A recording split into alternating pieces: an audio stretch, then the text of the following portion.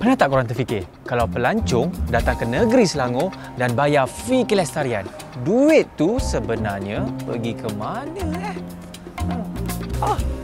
Terima kasih. Selamat datang. Cuma nak maklumkan, semua hotel di Selangor kini dikenakan fee ikut taraf bintang. Fee? Kami dah bayar semua dalam talian kan? Hai, ada charge baru dari kerajaan negeri ke? Betul, Puan. Ramai ingat fee itu cuma caj tambahan. Tapi sebenarnya ia digunakan untuk kemampanan dan kelestarian pembangunan pelancongan di negeri Selangor. Contohnya, aktiviti pembersihan dan pemeliharaan kawasan pantai dan air terjun, naik taraf kemudahan mesra OKU, kemudahan tandas di kawasan pelancongan, penanaman landscape hijau, serta pemeliharaan bangunan bersejarah.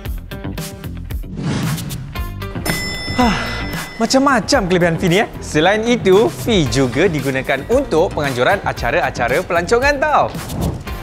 Kecil je jumlahnya, tapi kesannya besar. Kejap. Siapa yang dikenakan fee ni?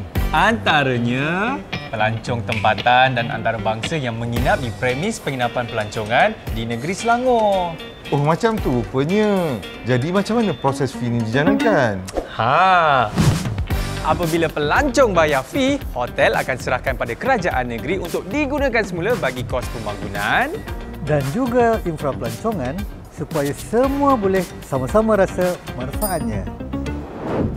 Betul tu. Selain itu, fee juga menaikkan imej Selangor sebagai destinasi pelancongan lestari selari dengan dasar pelancongan negara 2020 hingga 2030.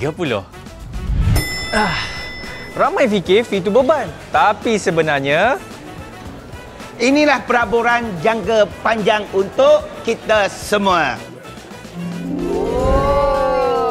Baru kami faham, fee kelestarian bukan tekanan. Tetapi pelaburan untuk masa depan.